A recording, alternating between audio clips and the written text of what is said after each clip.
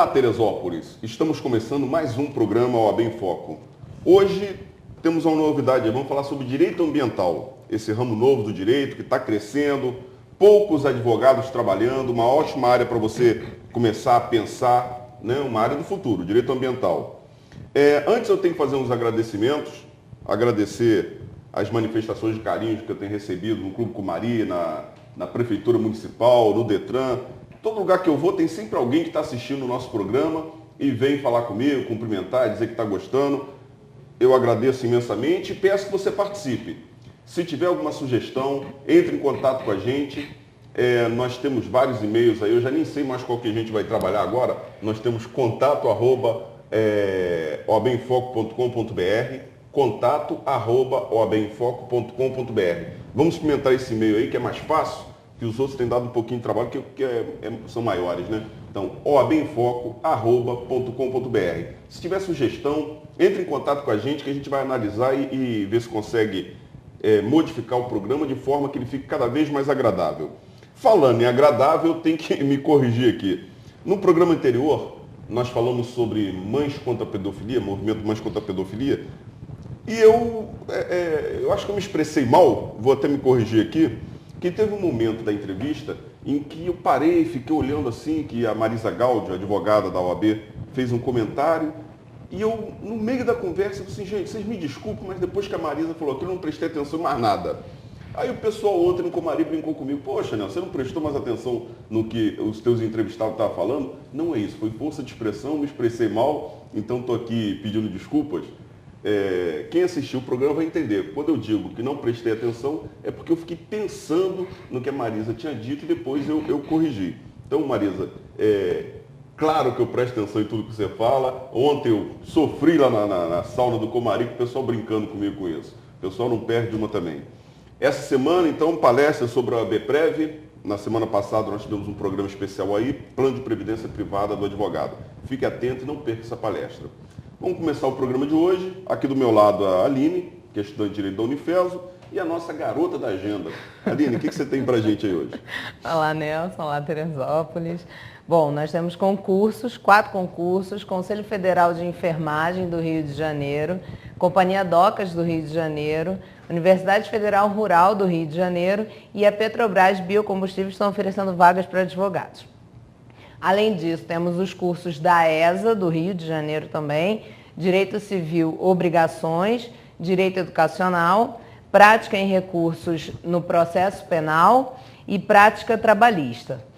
Temos 2 palestras, Nelson, Juros, Sistema Bancário e Código de Defesa do Consumidor, são também palestras da OAB do Rio de Janeiro, Direito à Informação. Temos um seminário na OAB do Rio de Janeiro também, Aborto e Direitos Humanos. E a Jornada Jurídica da FES, que vai ocorrer nos dias 6 e 7 de maio. Para obter informações é no www.feso.br. E temos um bate-papo com o autor, que também vai ocorrer na FESO, com o professor Caio Taranto. Ele é autor do livro Precedente Judicial, Autoridade e Aplicação na Jurisdição Constitucional. E, por último, um Congresso Brasiliense de Direito Eleitoral. Tá? Para obter todas as informações sobre a nossa agenda, você pode acessar www.oabemfoco.com.br. Só isso, Aline? Só isso. Obrigado. Então, você vê que a gente está começando a chegar no modelo. Nós já temos esse site, está em construção, você já pode acessar, www.oabemfoco.com.br. Ali você tem uma galeria de fotos, vai ter uma galeria de vídeos. Nós temos agora a agenda também. Então, qual a função dessa parte do nosso programa? A Aline faz uma pesquisa em vários jornais, instituições, e tenta captar o que tem de concurso, o que tem de curso aberto para o advogado, palestras, e ela faz um resumo aqui, e para você ter maiores informações, é só acessar o nosso site. Aline, muito obrigado. A gente vai chegar no modelo cada vez melhor, se Deus quiser. Eu vou fazer um pequeno intervalo comercial e volto em seguida com Direito Ambiental com o Dr. Guilherme Paim. Fique com a gente.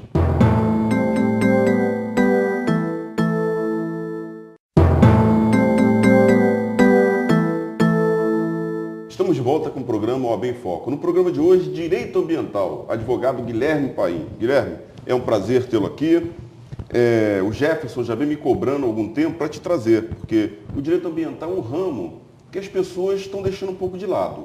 A gente hoje está sofrendo aí várias modificações ambientais, a gente está vendo desastres aí que estão acontecendo em função da inobservância de regras básicas na construção, e tudo isso envolve o direito ambiental, né?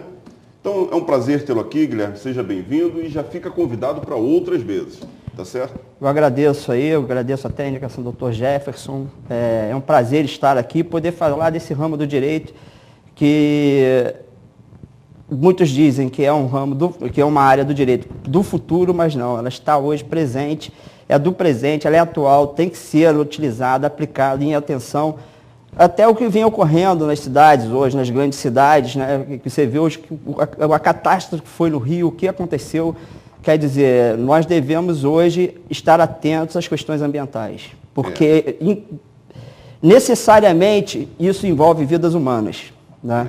Então, é muito complicado, então nós precisamos estar atentos. Então, qualquer ação do poder público tem que ter a variável ambiental levada em consideração.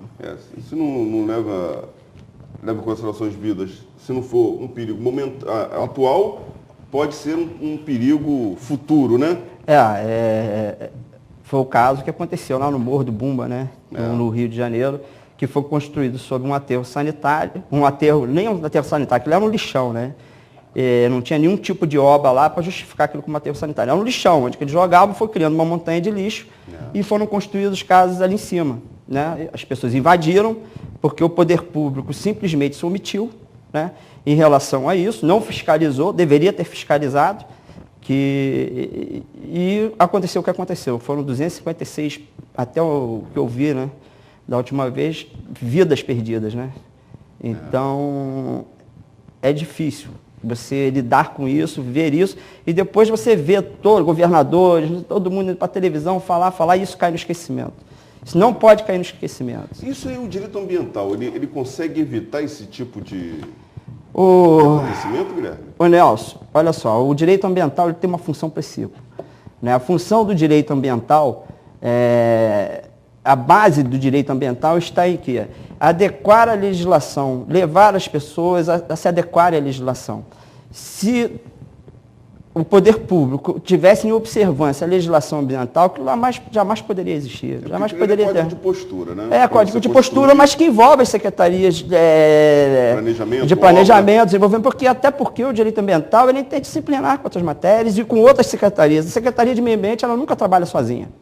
Né? Ela trabalha junto com a Secretaria de Planejamento, ela trabalha junto com a Secretaria, inclusive Fazenda e todas as outras secretarias, porque necessita de verba. Né? A realidade é essa. Então, por ser um ramo do direito eminentemente público, né? Porque trata de questões públicas, então ele tem que ser aplicado a todo momento, tem que ser observada a legislação. Né? Apesar da legislação hoje ser uma colcha de retalhos, né? Diferente do direito civil, diferente de outras áreas do direito que são codificados, o direito ambiental não tem uma codificação. Né? Então você trabalha com várias leis esparsas, o que é complicado. Então o advogado que atua nessa área ele tem que ter consciência de principalmente como trabalhar, de como aplicar a legislação. Você está falando dessa colcha de retalho, Guilherme, então me diz aí alguns princípios e fundamentos que geraram essa lei do direito ambiental. Olha, o direito ambiental, quando eu comecei a fazer a faculdade, falei que ia trabalhar com direito ambiental, porque eu comecei a fazer direito justamente por isso, para trabalhar com direito ambiental, era uma pretensão que eu tinha à época. Eu fui chamado de maluco, de louco, todo mundo, como que você vai trabalhar com isso? Isso aí e tal, nem eu sabia na realidade. E eu até tenho que fazer um agradecimento aqui público, aqui, aproveitar a oportunidade e agradecer a doutora Anaísa, que foi a única pessoa que naquela época me ouviu, né? A doutora Anaísa Malhar. É a promotora aqui, né? Ministério Público de Interesse Difuso aqui em Teresópolis. Então foi a única pessoa que me ouviu e quando eu fui falar com ela, permitiu, até me ajudou, eu estagiei, tive a oportunidade de estagiar no Ministério Público e depois, quando eu terminei a faculdade, ela me chamou, chegou um dia eu falando para ela, eu terminei a faculdade, ela me chamou para assistir às aulas dela de Direito Difuso. e o que me ajudou muito, que viu e que me mostrou que eu tinha que estudar muito mais, né? Diante do vasto conhecimento que ela tem. E eu entendi que eu deveria estudar, fui fazer pós-graduação e procurei me inteirar mais do assunto. Então eu tenho esse agradecimento a fazer a ela, porque realmente ela me ajudou, não é rasgação de cedo, eu tenho que reconhecer que ela, naquele momento da dúvida, quando você está se formando, foi uma grande ajuda dela. E quais os princípios que você utiliza, Guilherme? Olha, o direito ambiental, ele é espetacular, porque ele decorre de um princípio básico, né, da Constituição, que está inserido lá no artigo 1º, né? Ele vem, que é o direito à vida, né? E ele decorre do direito à vida. Hoje não basta só a vida ela tem que ser também com dignidade. Sim. Né? O direito à vida hoje ele é acompanhado do direito da vida com dignidade. Não pode se entender esses dois direitos fundamentais separadamente. Né? Eles hoje eu entendo que sejam um só. E o direito ambiental ele decorre disso. Quando nós também o direito ambiental ele tem uma particularidade, quando nós estudamos lá, né, gerações de direito, por exemplo, direitos de primeira geração, segunda geração, terceira geração, que vieram dos ideais da Revolução Francesa, né? Liberdade, igualdade, fraternidade. Então, o direito ambiental, para ser um direito de terceira geração, ele decorre do terceiro ideal da Revolução Francesa, que foi o da fraternidade. Então, é um direito que, basicamente, ele não se preocupa apenas com as gerações presentes, ele se preocupa com as gerações futuras também. Inclusive, aqui o artigo 225 ele é bem claro. Né? Ele fala que... Constituição? Da Constituição da República. Ele trata que todos têm o direito a um meio ambiente ecologicamente equilibrado, né? Bem de uso comum do povo, essencial à sadia qualidade de vida. Impõe-se ao poder público e à coletividade o dever de defendê-lo e preservá-lo para as presentes e futuras gerações. Sim. Entendeu? Então, olha a tamanha importância que nós, advogados que atuamos nessa área, nós temos. Diferente do direito civil, que é um direito que trata de direitos individuais, né?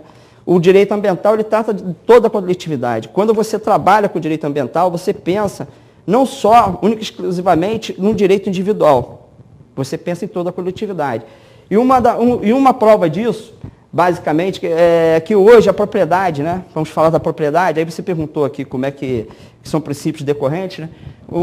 A propriedade hoje, antigamente você tinha o direito de usar, gozar e dispor dela você bem entendesse. O que hoje ela sofre limitações pré-existentes, que já estão na Constituição, que é a função social da propriedade, né? E o meio ambiente. Então ele coloca essas limitações, como seu direito de usar, gozar e dispor. Você não pode usar a sua propriedade hoje da forma que você bem entender. Entendeu? Você tem que entender que ela está associada a essa função ambiental, a essa função social, né, que está lá no artigo 182 da Constituição e nos planos diretores. Agora, outro princípio básico também que nós estudamos, tem princípios que norteiam o direito ambiental, que é o princípio da precaução, prevenção, publicidade, participação, informação, e ele tem especificamente, ele tem em sua espinha dorsal o direito administrativo e o direito constitucional. É um direito eminentemente constitucional. Entendeu? Vários artigos hoje. E é um ramo do direito que hoje é autônomo, ele já não depende de outros ramos do direito. Né? Deixa eu te fazer uma pergunta, Guilherme.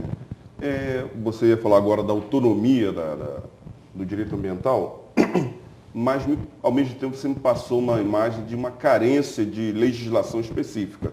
Foi essa a impressão que eu tive. Deixa eu te fazer uma pergunta. O que a gente vê é o seguinte: quem administra o meio ambiente na sociedade? É o poder público, é o gestor público. O gestor público é um personagem que se modifica de tempos em tempos. Então você pode ter um gestor público, quando eu falo gestor público, prefeito, governador, deputado, são os políticos.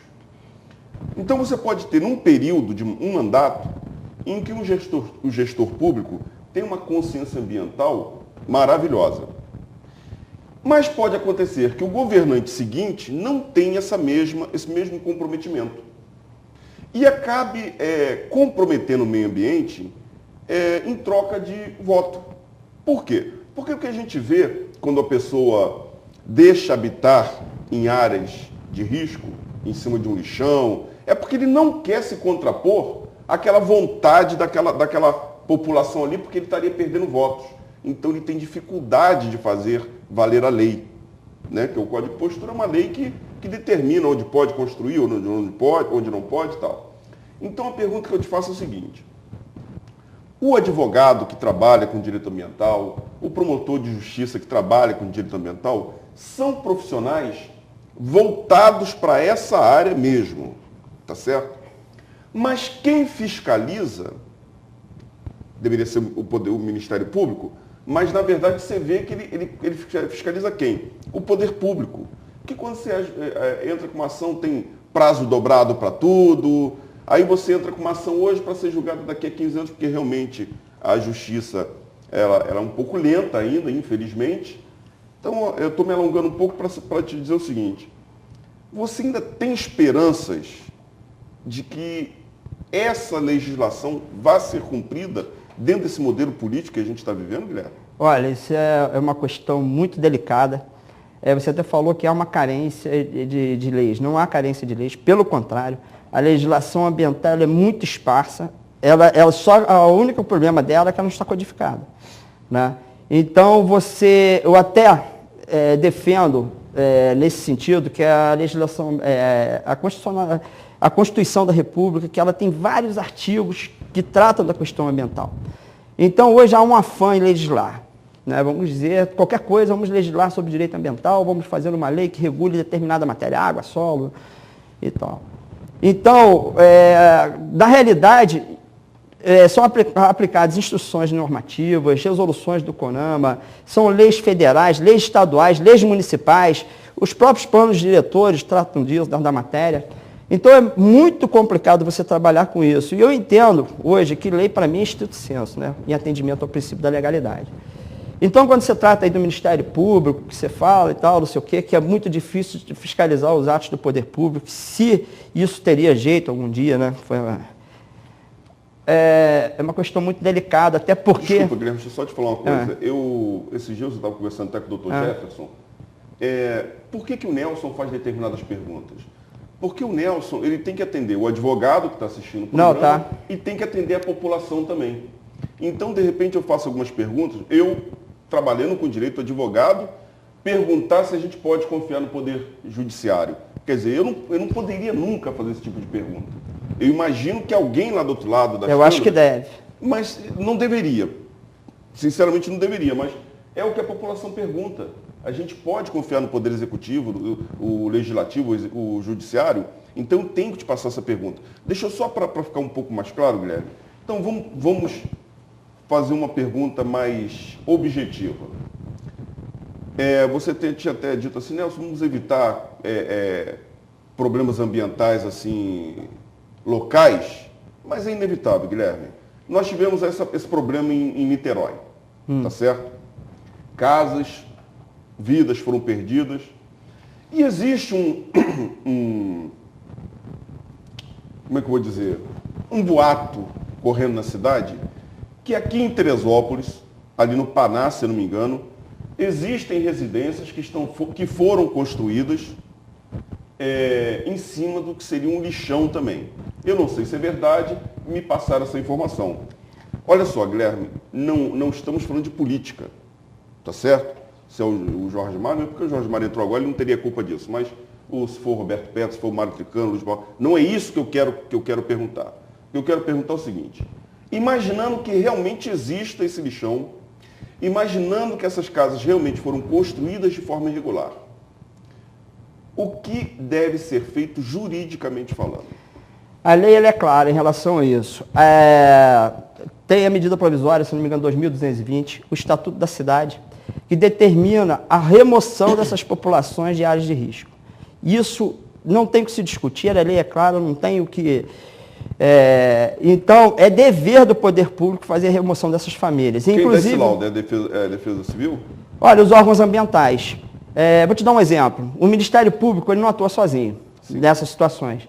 Então, quando há esse tipo de denúncia, o Ministério Público ele oficia os órgãos ambientais, IBAMA, o INEA, Secretaria Municipal de Meio Ambiente, para que venham dar os seus pareceres.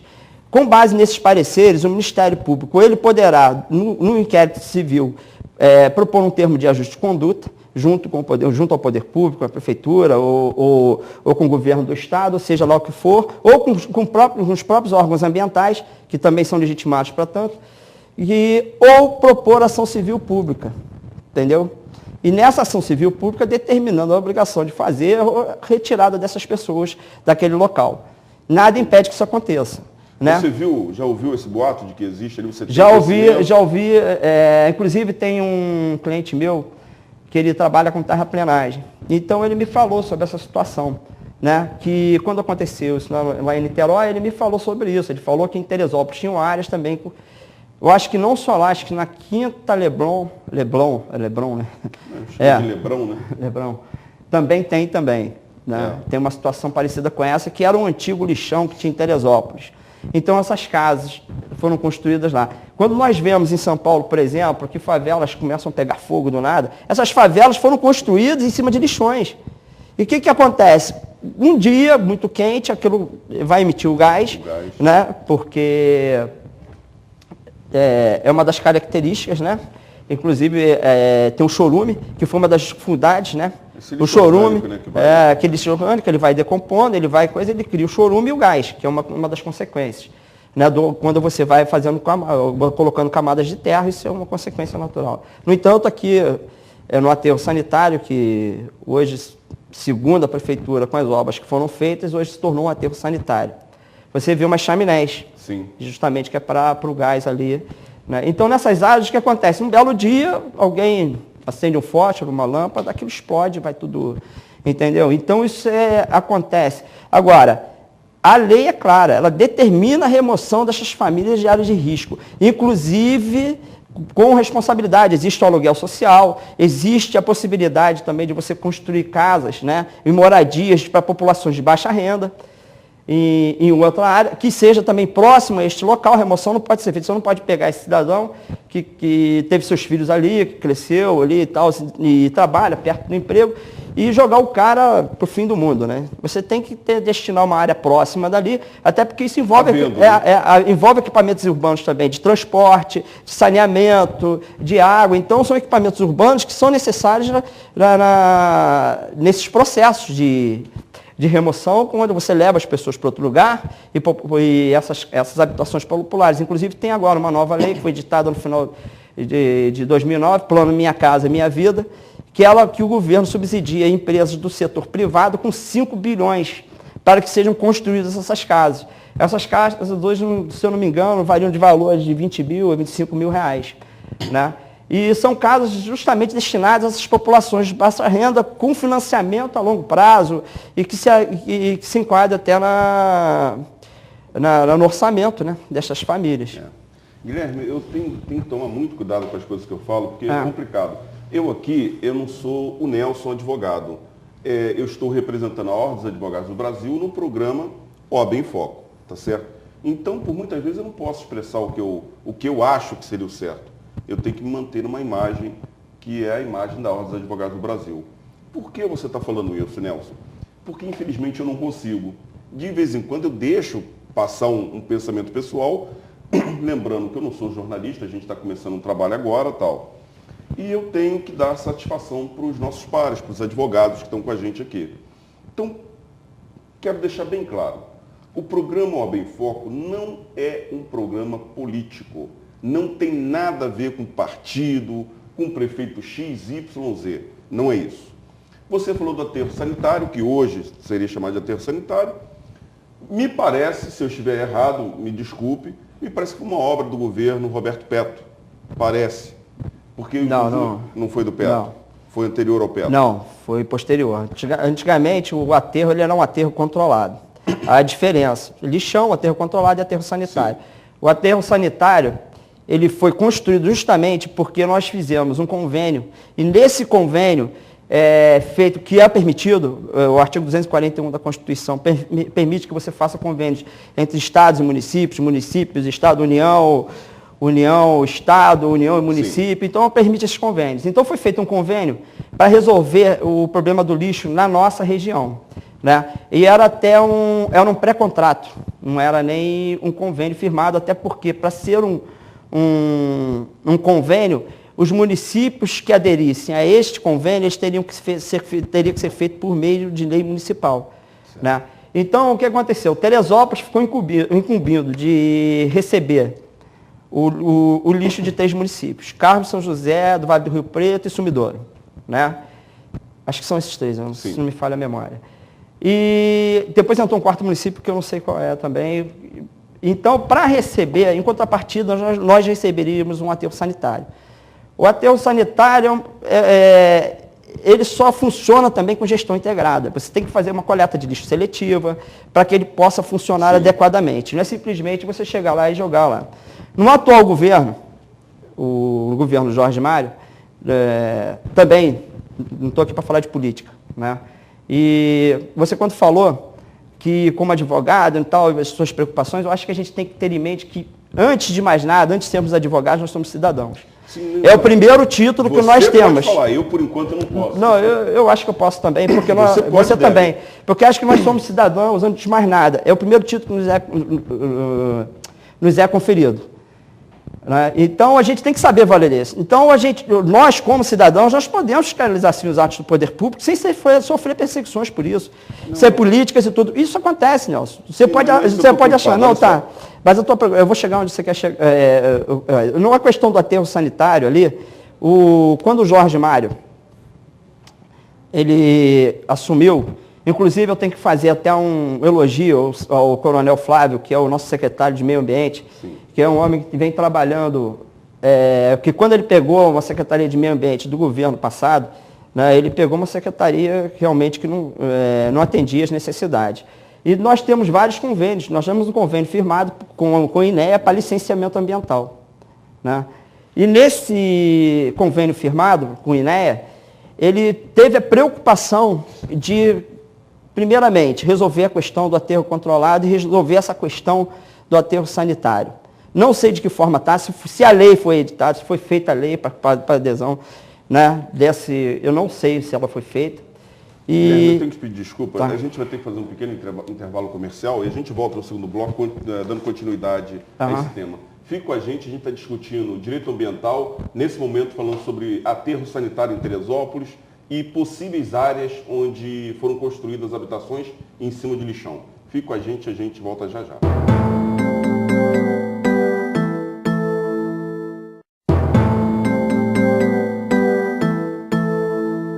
Estamos de volta com o programa OAB em Foco. Hoje, sinceramente, é um tema interessantíssimo, um tema que eu acho que vai gerar um pouco de polêmica. Na verdade, esse tema foi até motivo de pauta de algumas reuniões nossas e eu sempre ficava um pouco relutante em trazê-lo. E o Dr. Jefferson pedindo, alguns alunos da FES, a Aline, que é bióloga, falou, você tem que fazer direito ambiental e tal.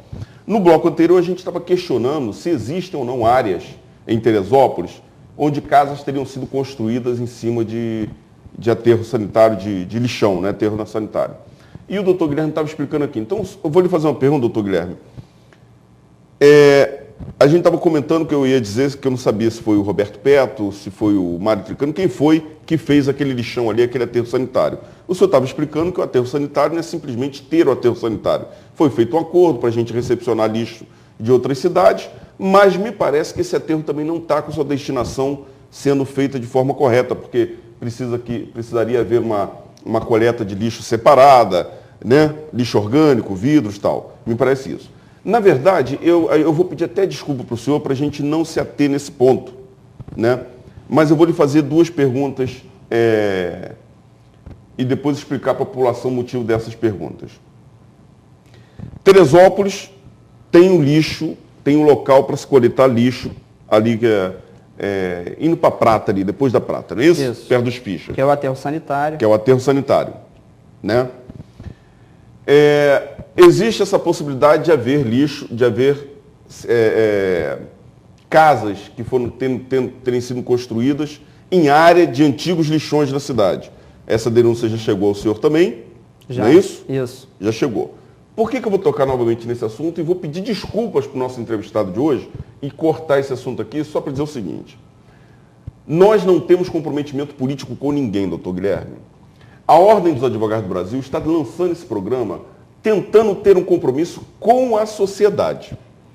E a Ordem dos Advogados vai investigar se existe ou não esse lixão, se existe ou não essas casas construídas em cima desse lixão. E a Ordem dos Advogados do Brasil está preparada para, inclusive, impetrar ações, se for o caso, tá certo? Ação civil pública. Ação civil pública buscando guardar, salvaguardar o direito da comunidade. Então, nós não temos nada a ver com política. Nós teremos uma visão jurídica. Esse é o posicionamento da 13ª subseção. Vou pedir desculpas para o senhor, doutor Guilherme, para a gente passar, até porque o senhor estava falando, é muita informação que tem na sua cabeça, para a gente ficar realmente no direito ambiental, que seria o direito ambiental. O que o senhor pode falar do direito ambiental para a gente? O que o senhor fica à vontade de falar? De mais nada, eu também não tenho comprometimento político com ninguém, eu faço meu trabalho. Né? Quero deixar claro com isso, e deixar bem claro isso. Em segundo lugar, o direito ambiental, por ser um direito eminentemente público e trabalhar com essas questões, né, nós temos o dever ético de combater determinadas situações. Sim, concordo plenamente. Entendeu? Porque todo dia quando eu acordo, eu vou ao quarto da minha filha, eu olho para ela e saio para trabalhar. Porque eu tenho que me preocupar com o mundo que eu vou deixar para ela, para os meus netos. Então eu não posso simplesmente ter decisões ou ações que contrariem, né, aquilo que eu venho aqui pregando, aquilo que eu estudei todos esses anos. Certíssimo, doutor. Né? Então, o direito ambiental, dentro do que nós estamos conversando, ele tem essa função de ajudar, inclusive, a fiscalizar os atos do poder público, entendeu? É uma obrigação nossa, já que no nosso conhecimento determinadas ações do poder público, que às vezes não condizem com aquilo que está determinado em lei, é fiscalizar. Inclusive, nós temos instrumentos para isso. Todo cidadão, isso quase ninguém sabe, né? Está na Constituição, se eu não me engano, no artigo 5º, inciso 73, eu acho que fala da ação popular. Todo cidadão poderá ingressar por meio de advogado com ação popular com ação popular que vise, que contrarie ato lesivo ao meio ambiente, ao consumidor, e tem uma série de outras situações que ali... Então, nós como cidadãos, nós podemos sim. Só que a questão da ação popular era uma só. Você só pode ingressar com uma ação popular quando o ato realmente já aconteceu. Entendeu? Ela não tem uma ação preventiva. E no caso, o direito ambiental, ele trabalha com 2 princípios básicos, que é a precaução e a prevenção.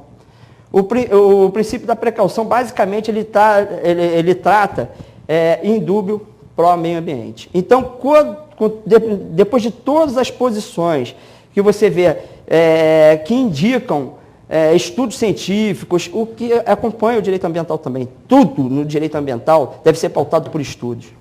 Você não pode chegar, por exemplo, e determinar, como eu já fui participar de palestras, onde o cara falava que não, que isso aqui é o melhor sistema, que isso aqui é o melhor para o município, que isso aqui é melhor, ETE, sobre tratamento de esgoto, que esse aqui seria o melhor sistema para o município. No final, eu fiz uma pergunta, eu falei, se tem algum estudo indicando para isso? Ele, não. Então, como é que o senhor pode me dizer que esse é o melhor sistema para o município? Então, esses complicadores é que nós devemos, como advogados, essa noção que nós temos, por ser eminentemente multidisciplinar e interdisciplinar, o direito ambiental, ele trabalha com outras áreas do direito. Lá no escritório eu tenho engenheiros que me prestam serviço, engenheiro florestal, topógrafos, tenho químicos, biólogos, pessoas que trabalham me dando esse apoio. Eu conheço a lei, eu sou advogado. Né? Inclusive, eu posso até, se você me permite, eu sei que eu fujo, mas é muita informação para a gente passar, de vez em quando a pergunta. Mas o que acontece? Hoje, o que prejudica mais o direito ambiental, o que nós podemos perceber hoje, né? O meio ambiente, não o direito ambiental, o meio ambiente, vamos tratar de meio ambiente, é que todos entendem de meio ambiente.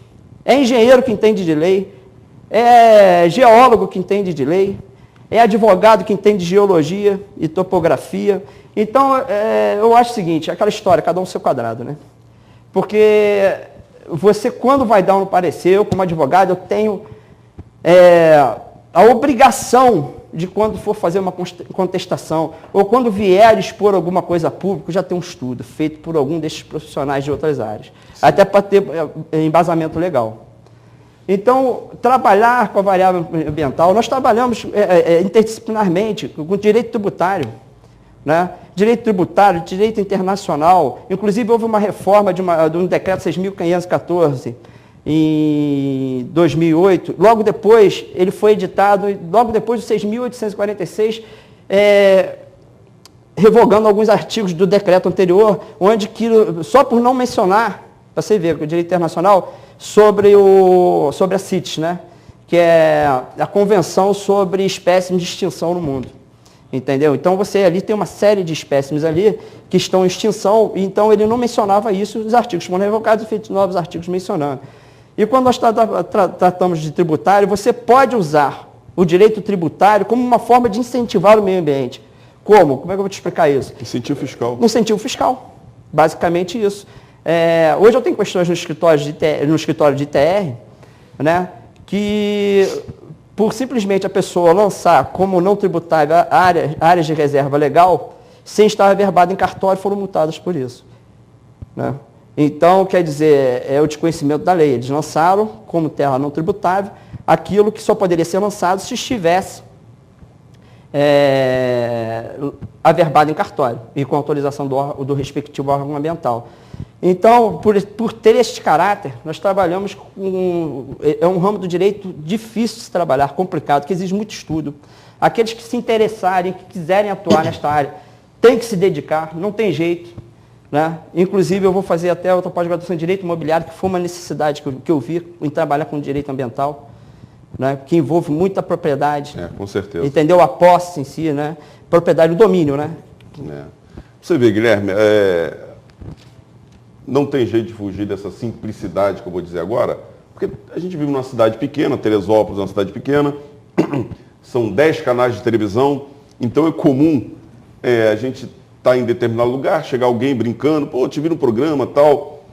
E é uma experiência engraçada, você fazer um programa de televisão, você estar num programa de televisão e depois conviver com os teus amigos nas ruas, né?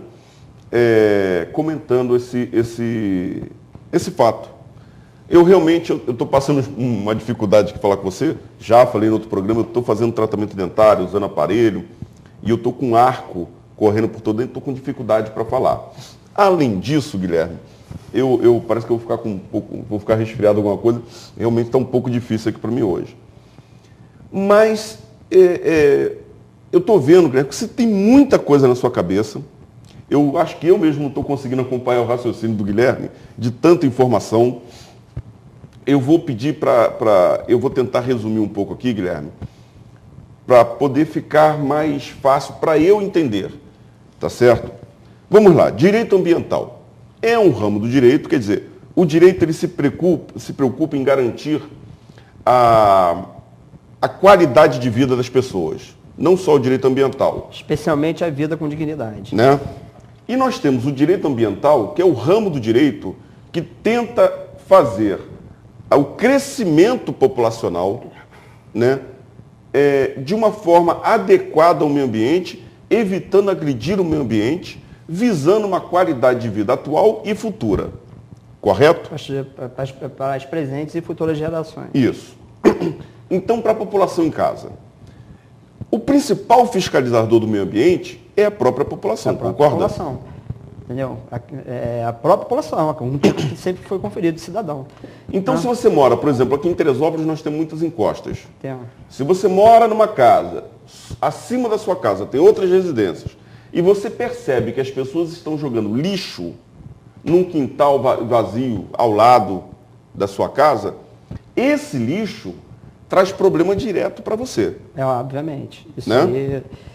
Isso é inquestionável. Porque a vegetação vai crescer sobre esse lixo, as chuvas chegando, esse lixo não vai deixar o contato direto com o solo, a raiz daquela planta vai ficar enfraquecida, eu acho que é isso. E corre o risco de descer toda aquela terra sobre a sua casa. Então, é seu interesse fiscalizar. Havendo essa constatação, Guilherme, o primeiro passo não é o advogado. O primeiro passo quem é? É a Defesa Civil? Aí é uma interação entre os órgãos, né?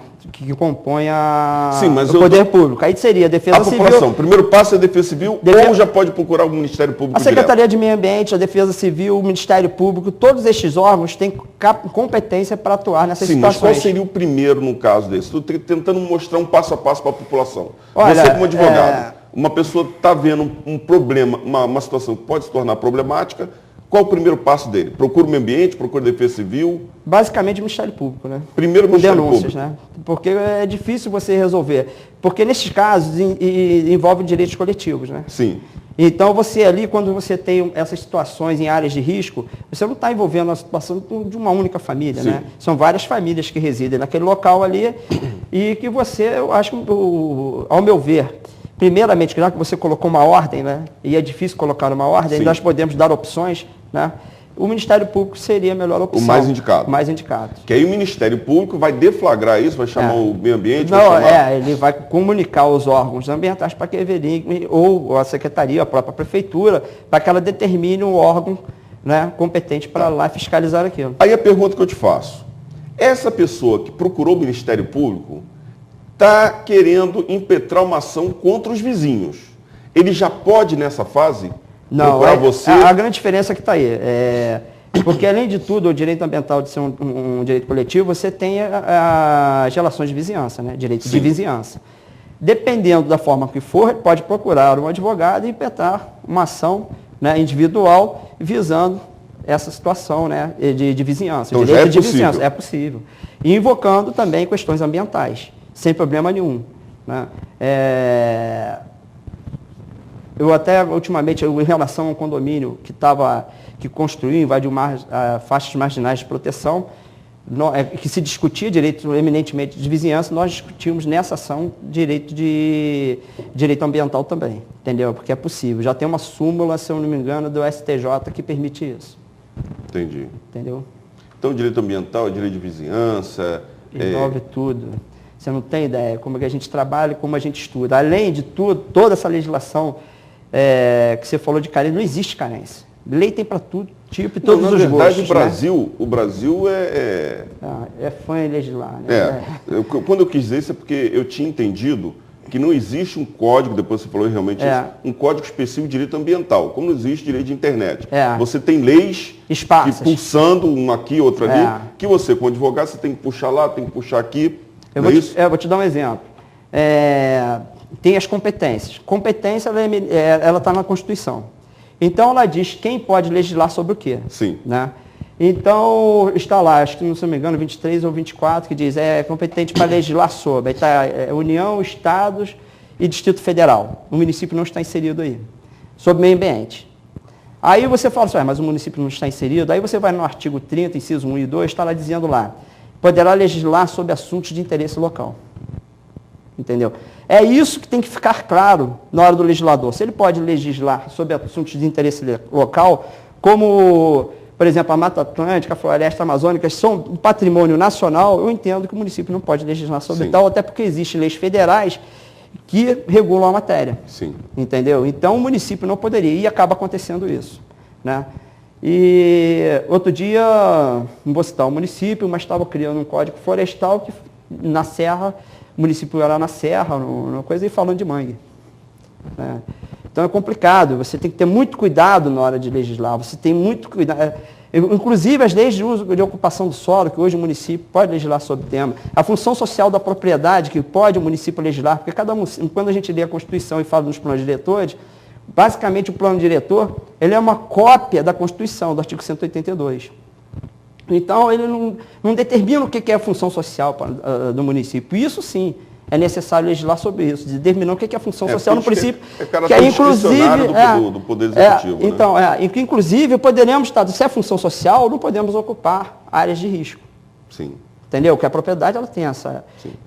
Guilherme, em relação à fauna, falando sobre a flora, sobre matas e tal, os animais em Teresópolis.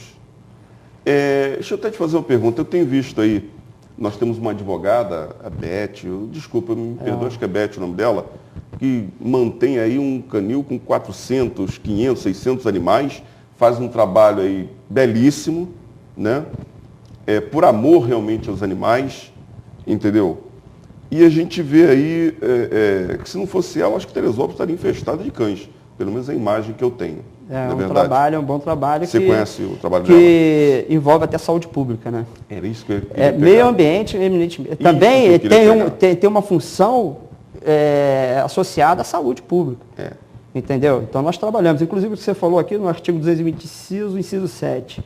Veja só, proteger da fauna e a flora, vedadas na forma da lei. As práticas que colocam em risco sua função ecológica, provocam a extinção de espécies ou submetam animais à crueldade. A 9.605 ela prevê isso como crime, né, que variam com pena de 6 meses a 3 anos. Agora são 3 anos? Até porque tem que esclarecer que, por exemplo, geralmente quando a gente fala em juizado especial criminal, a gente fala em crimes desapenados até 2 anos. Mas como a lei especial, a 9.605 coloca esses crimes até 3 anos. Porque eu tenho visto no juizado especial criminal. Anos. Não, tem até 2 anos. Aí no juizado especial eu já peguei crimes contra a fauna. Até 3 anos. E aí... porque é lei especial, a 9.605. Lei especial revoga geral. Teresópolis, como é que está nisso? A gente tem muita agressão à fauna aqui em Teresópolis? Temos. Eu tenho assim, muito comunicado, eu tenho amizade com o pessoal do Batalhão Florestal, com o pessoal os fiscais, né, os próprios fiscais dos órgãos ambientais, tanto aqui da Secretaria de Meio Ambiente, como do ICMBio, aqui do Parque Nacional, e muita coisa. Mas você acha que isso é o quê? Falta de informação? Falta de quê? Olha, as pessoas falta de educação. Eu costumo dizer que hoje a educação, tudo isso que eu falei com você, de direito ambiental, sobre tudo que eu falei com você aqui, nada funciona sem educação. Você acha que falta uma política pública de conscientização? Falta. Inclusive nas escolas. Nós assistimos na televisão e tudo, mas eu acho que isso deveria estar inserido no currículo escolar, isso deveria, de alguma forma, ser trabalhado nas escolas. Né? Você já elogiou o nosso secretário de Meio Ambiente, vamos fazer um pedido aqui então para o nosso secretário, Flávio, para que pense nisso, uma política, se associar à Secretaria de Educação aí, para começar com políticas de conscientização dentro dos colégios. O que eu acho muito importante. Até a OAB, através das suas comissões de meio ambiente, da sua comissão de meio ambiente. Você não é da comissão de meio ambiente? Sou. Até foi uma sugestão no ano passado que eu fiz, que nós fôssemos à escola, fizéssemos palestras, expuséssemos a isso, né? Porque eu acho que uma função da OAB também tem esse tipo de trabalho, né? É o que eu quero deixar claro. As comissões, elas são justamente para isso. Eu acho que... A 13ª subseção está aqui para somar.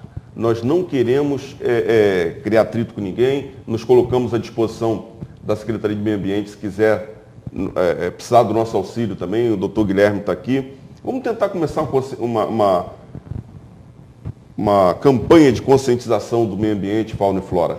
Doutor Guilherme, eu preciso fazer um intervalo comercial, voltar no último bloco, são 5 minutinhos só de considerações finais. Fique com a gente, o programa OAB em Foco volta já já.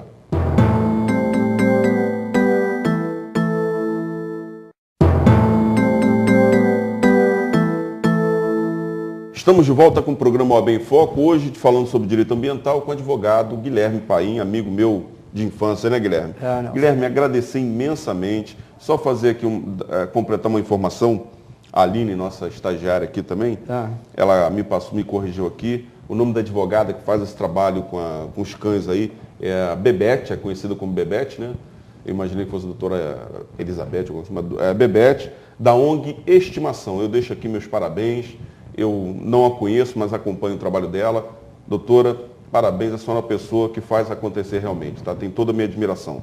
Guilherme, suas considerações finais, o que você pode dizer? Direito ambiental é uma coisa que precisaria de 5 horas e a gente não ia conseguir falar nada. Não ia conseguir esgotar o assunto. O que você pode falar aí para a gente? É uma mensagem para Teresópolis? Olha, para Teresópolis, a mensagem que eu tenho que dar hoje é que seria muito importante a participação da população em determinado... Porque, na realidade, hoje nós estamos discutindo Teresópolis para 25, 30 anos, né? Os próximos 25, 30 anos. Então, Teresópolis, hoje nós estamos elaborando planos... Nós não, a Secretaria de Meio Ambiente, eu, infelizmente não pude fazer parte desse grupo, mas eles estão elaborando o plano de saneamento do município. Tem a questão da água e saneamento, que está sendo discutido, que é a SEDAI, o contrato, né? Que até hoje não foi feito. Outras questões, a própria aterro sanitário, coleta seletiva, uma série de ações ambientais que o município tem que se discutir, né? Então, eu acho muito importante a população participar desse processo, porque, como eu disse anteriormente, você está discutindo a tua cidade por os próximos 25, 30 anos. Então imagina você não participar desse processo e depois você não vai poder reclamar. Você não vai poder ir para a televisão, você não vai poder porque já está feito. Aconteceu, e aí, o que você vai fazer?